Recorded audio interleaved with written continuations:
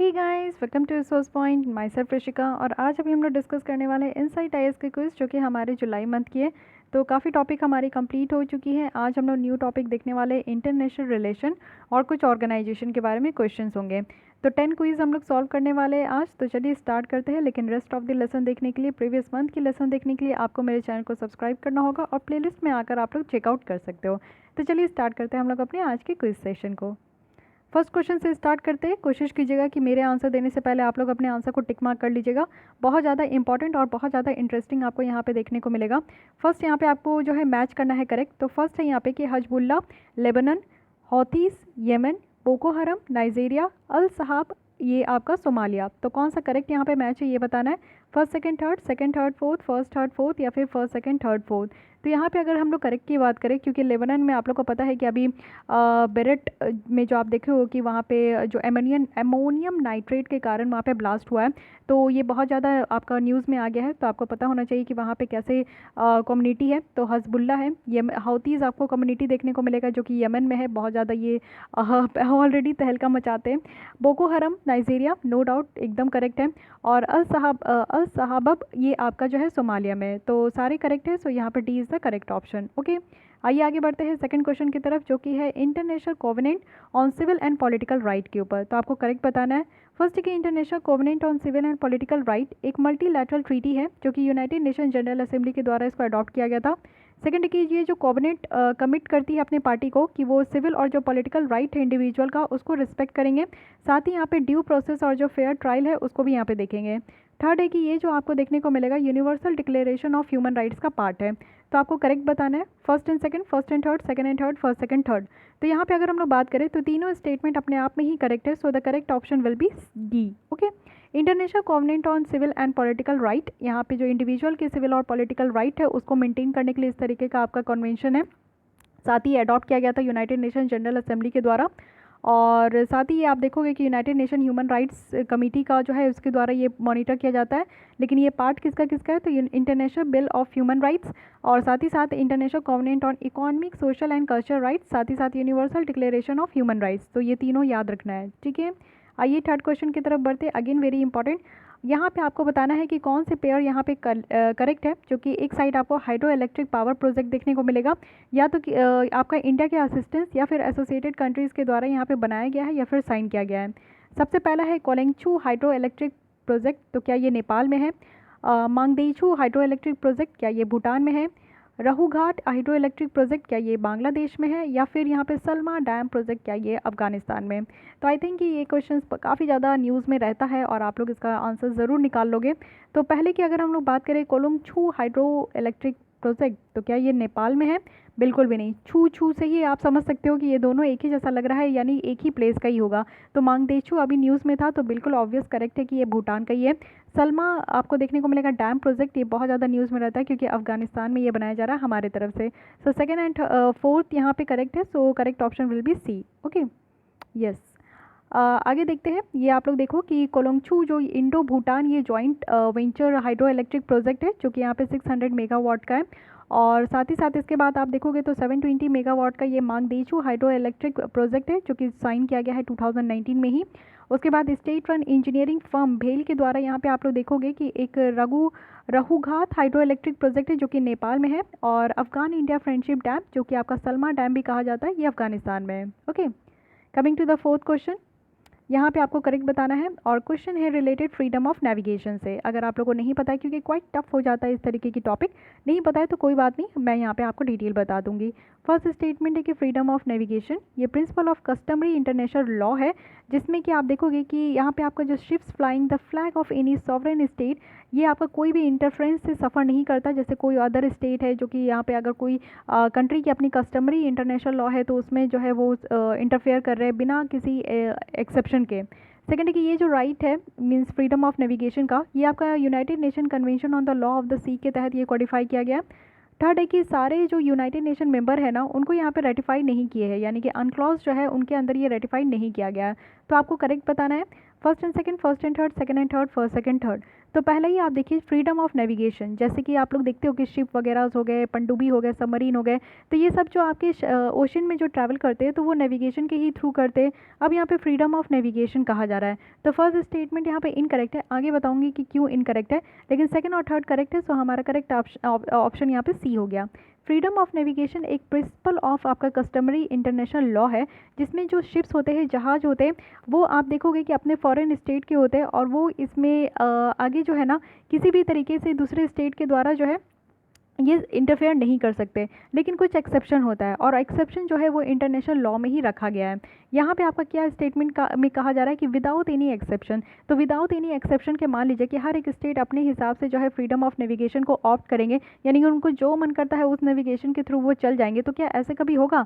आपको पता है कि जो फ्लाइट चलते हैं, जो ट्रेन चलते हैं, उनमें भी नेविगेशन होता है, उनमें भी अपना एक टाइमिंग होता है, सारे ट्रेन का, सारे फ्लाइट का एक आपका सिस्टम होता है। उसी हिसाब से यहाँ पे सीज में भी आपको सिस्टम देखने को मिलता है, फ्रीडम ऑफ नेविगेशन होता है। फ्रीडम ऑफ नेविगेशन हर एक कंट्री को, हर एक स्टेट को दिया जाता है, लेकिन कुछ एक्सेप्शन के साथ दिया जाता है, बिना किसी एक्सेप्शन के साथ नहीं दिया जा सकता। ठीक है, अनक्लॉज है जिनके द्वारा यहाँ पे नंबर ऑफ लीगल कंसेप्ट यहाँ पे इंट्रोड्यूस किया गया, और फ्रीडम ऑफ नेविगेशन अलाउ किया जाता है या तो मैरीटाइम जुरिस्डिक्शन ऑफ कंट्री, जैसे कि इंडियन ओशन के आपको देखने को मिलेगा कि इंडिया में आपको इंडियन ओशन है, साथ ही यहाँ पे और भी कंट्रीज़ है, ऑस्ट्रेलिया है, फिर उसके बाद आपको यहाँ पे अफ्रीकन कंट्रीज़ देखने को मिलेगा, यहाँ पे साउथ ईस्ट एशियन कंट्रीज़ देखने को मिलेगा, तो सबका यहाँ पे सॉवरेन एरिया है कि नहीं। तो यहाँ पे फ्रीडम है, थोड़ा बहुत उनको फ्रीडम है, बट कुछ ना कुछ जो है एक्सेप्शन के साथ उनको फ्रीडम दिया गया है। Coming to the fifth question, deferred action for childhood arrival, ये न्यूज़ में था इमिग्रेशन पॉलिसी को लेकर, तो आपको बताना है कि किस कंट्री का है, Australia, United kingdom, United state और कनाडा।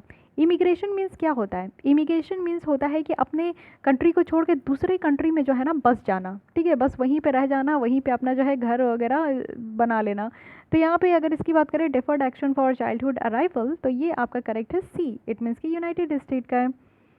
यूएस के जो सुप्रीम कोर्ट है उनके द्वारा रिसेंटली कहा गया है ट्रंप एडमिनिस्ट्रेशन ऑर्डर को यहाँ पे ब्लॉक किया जा रहा है, और वो भी किस लिए? तो यहाँ पे आप देखोगे कि पॉपुलर ओबामा एरा प्रोटेक्शन चलते आ रहा है, यानी कि जो हंड्रेड्स ऑफ थाउजेंड्स ऑफ जो यंग अनडॉक्यूमेंटेड इमिग्रेशन देखने को मिल रहा है उसको डिपोर्ट करने से, यानी कि बहुत सारे ऐसे लोग हैं जो कि यूएस में जाके बस जाते हैं तो उनको वापस भेजा जाता है। ठीक है, अब आते हैं सिक्स क्वेश्चन में, ये है recently union minister of law and justice के द्वारा ये डिक्लेयर किया गया कि यूनाइटेड अरब एमिरेट्स जो है ये रेसिप्रोकेटिंग टेरिटरी है।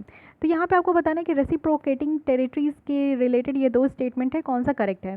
फर्स्ट है कि रेसिप्रोकेटिंग टेरिटरीज़ की बात करें तो इसका मतलब है कि कोई भी कंट्री, कोई भी टेरिटरी जो कि इंडिया से बाहर है, जहाँ पे ऑर्डर जो पास किया जा रहा है वो कुछ सर्टेन डेजिग्नेट कोर्ट के द्वारा पास किया गया है उस टेरिटरी में, और ये इंडिया में आपका इम्प्लीमेंट होगा।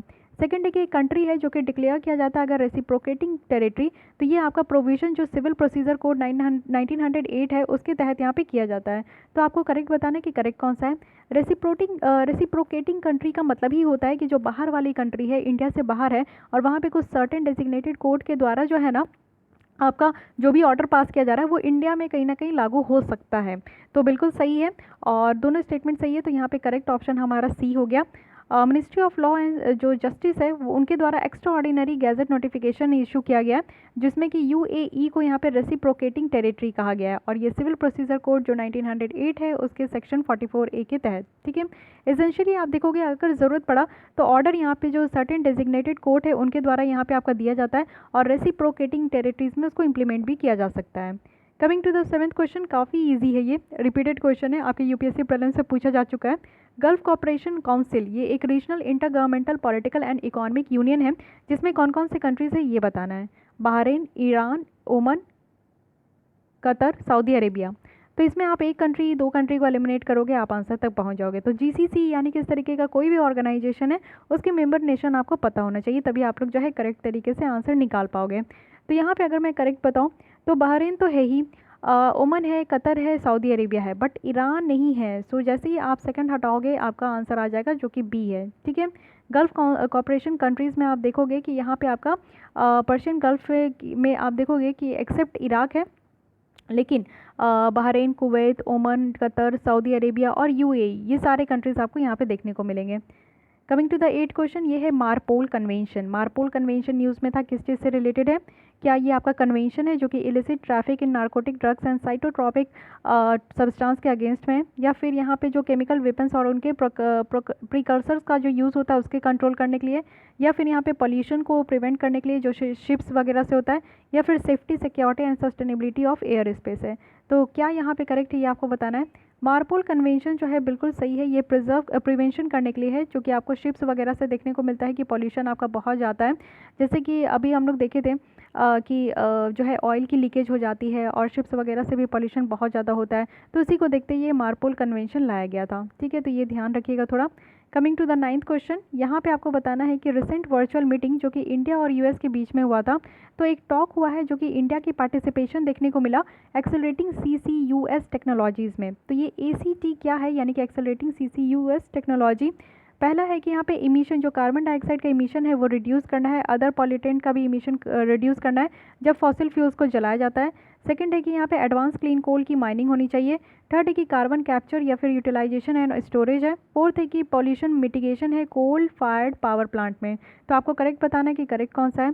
करेक्ट है यहाँ पे ACT जो रिलेटेड है वो है carbon capture utilisation and storage, CCUS का अगर आप लोग को फुल फॉर्म पता होता तो आप लोग इसके आंसर डायरेक्टली निकाल सकते हो, जो कि है carbon capture utilisation and storage. C is the correct option. ठीक है, यहाँ पे आप लोग देख लो।